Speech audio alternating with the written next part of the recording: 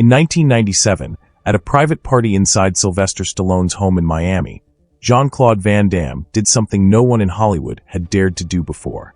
He walked across the room, looked Steven Seagal directly in the eyes, and told him to step outside. Not as a joke, not as a movie premise, as a challenge, a real one, in front of some of the most powerful names in the film industry, with nowhere to hide and no camera crew to cut away from the moment. What happened in the next 60 seconds would be talked about in martial arts circles for decades, and what Stallone revealed about it years later, on live radio, with no filter, finally told the world what really happened when these two icons were forced to face each other without a script. This is the truth behind the confrontation Hollywood never wanted documented. Most people who know this story think they know how it ends. The assumption has always been the same. Two action stars, too much ego in one room, a challenge thrown down, and the bigger man walking away untouched. But that version of events glosses over something important. It ignores the years of tension that led to that living room. It ignores what Van Damme had actually been building toward. And it ignores the one detail Stallone described on the Howard Stern show in 2006 that reframes the entire incident. A detail that changes who the real aggressor was, who the real coward was, and what the real fight was actually about. Because this was never just about one party. This was about two men who represented completely different ideas of what a martial artist was supposed to be. And one of them had been calling the other a fraud for years without consequence. Until that night. To understand why Van Damme finally snapped, you have to understand who Steven Seagal was in 1997. Not the version he presented to the press, but the version that the martial arts community had been quietly discussing for a decade. Seagal arrived in Hollywood in the late 1980s with credentials that were genuinely impressive on paper. He had spent years in Japan training in Aikido, eventually reaching the rank of 7th Dan Black Belt. He became the first non-Japanese practitioner to operate an Aikido dojo in Osaka, a fact that even his harshest critics have acknowledged as real and significant. His physical presence was undeniable. At 6 feet 4 inches, with a frame built for control rather than explosion, he moved on screen with a fluidity that was different from every other action star of his era. Above the Law in 1988 launched him into the mainstream. Hard to Kill and Marked for Death followed. Under Siege in 1992 made him a genuine box office force. But somewhere between Japan and Hollywood, something shifted in how Seagal presented himself. The legitimate credentials were no longer enough. The stories began to expand. Claims about CIA connections. Stories about operations in foreign countries. Affiliations with Buddhist lamas and Native American tribes that journalists and researchers could never fully verify. The martial arts community noticed. The stunt community noticed. And the word that kept circulating, quietly at first and then louder, was the same word Chuck Norris would eventually use publicly years later. The whisper in the dojo hallways was that Seagal had confused the character with the man. And nobody watched this more closely than Jean-Claude Van Damme.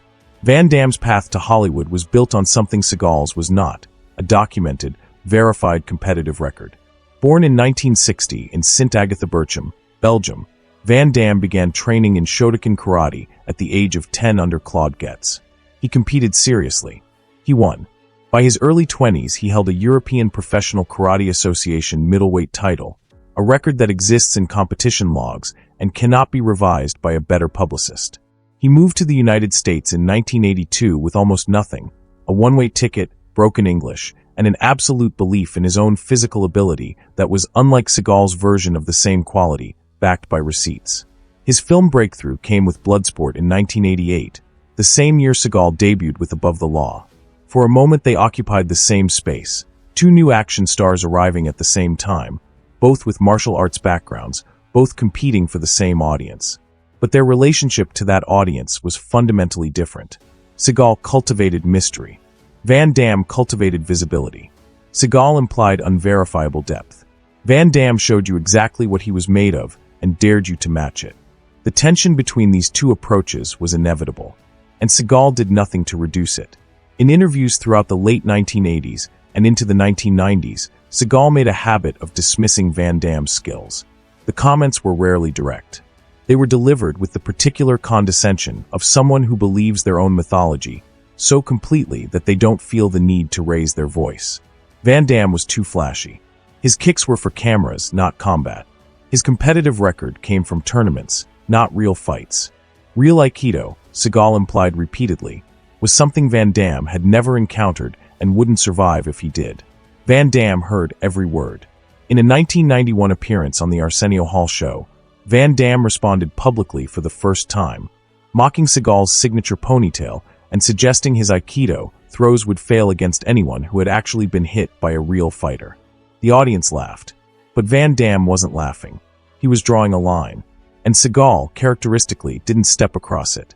He responded through intermediaries and press junkets, never directly, never in a setting where an immediate physical response was possible.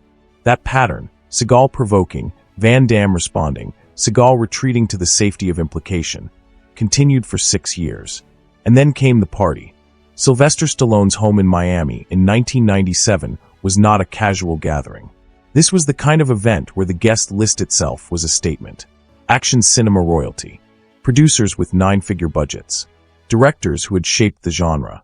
The people in that room had collectively generated billions of dollars at the global box office, and they all knew each other's reputations with the intimacy that only comes from working in close proximity at high stakes for years. Seagal was there. Van Damme was there. And according to Stallone, who recounted the evening in precise detail on the Howard Stern show in 2006, the atmosphere between them was immediately charged. Seagal had spent a portion of the evening doing what he often did in social settings, positioning himself as the authority in any conversation about real combat. Stallone described it carefully. Seagal was holding court, making claims. The specific claims Stallone mentioned included Seagal suggesting that he could neutralize any physical threat in the room, that his Aikido training had equipped him for scenarios beyond what competitive martial artists had ever faced, and that the gap between himself and the other action stars present was not one of degree, but of kind. Van Damme listened for a while. Then he stopped listening. What happened next, in Stallone's telling, was not impulsive.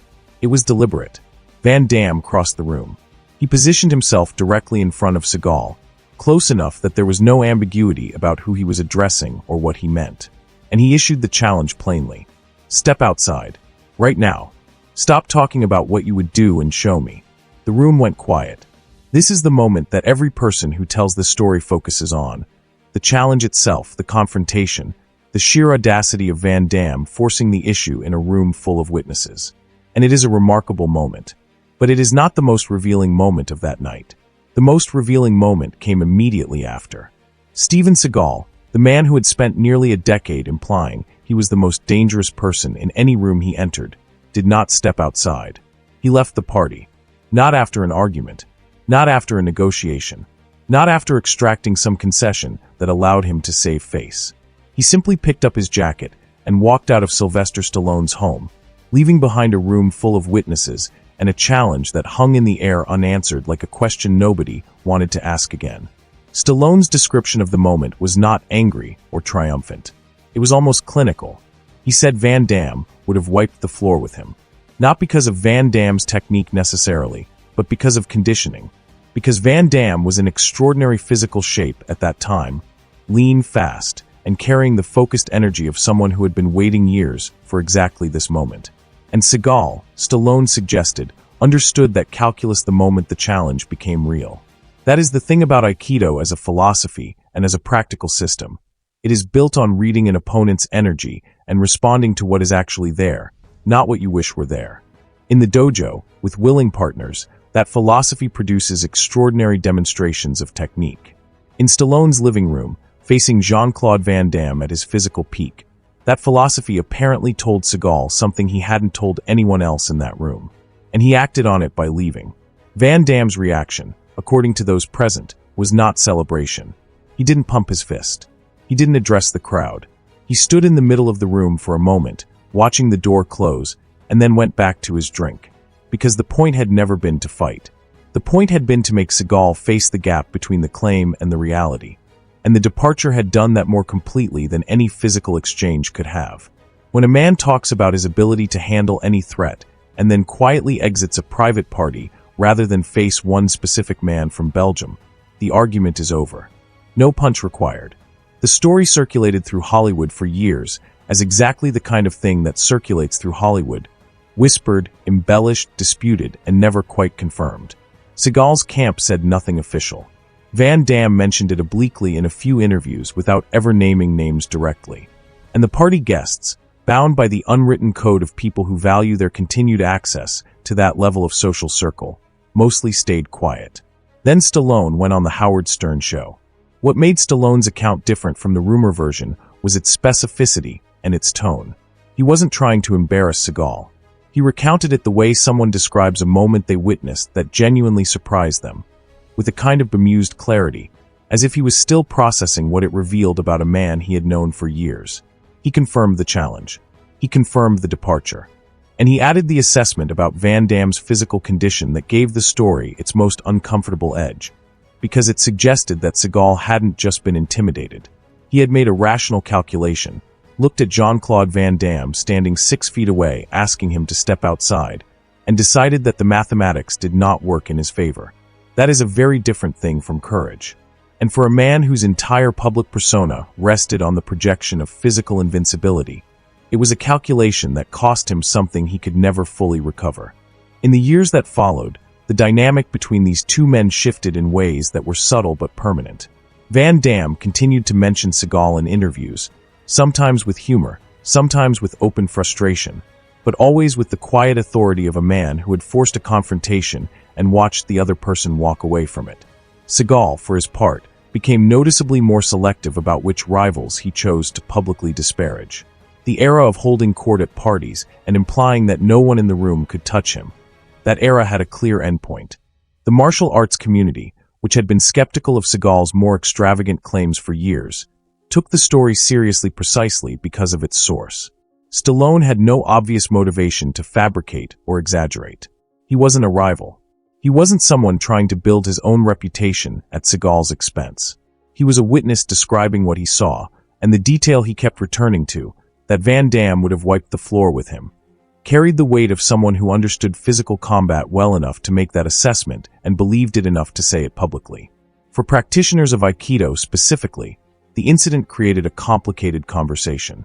The philosophy of Aikido teaches that the highest expression of the art is the ability to neutralize conflict without violence, to read a situation, understand its true nature, and respond in a way that resolves the tension without anyone getting hurt. Seagal's defenders occasionally argued, half seriously, that leaving the party was the most Aikido response possible, that he had seen the conflict for what it was, made the choice that caused the least damage, and walked away with his body intact. The problem with that argument is the years of provocation that preceded the party.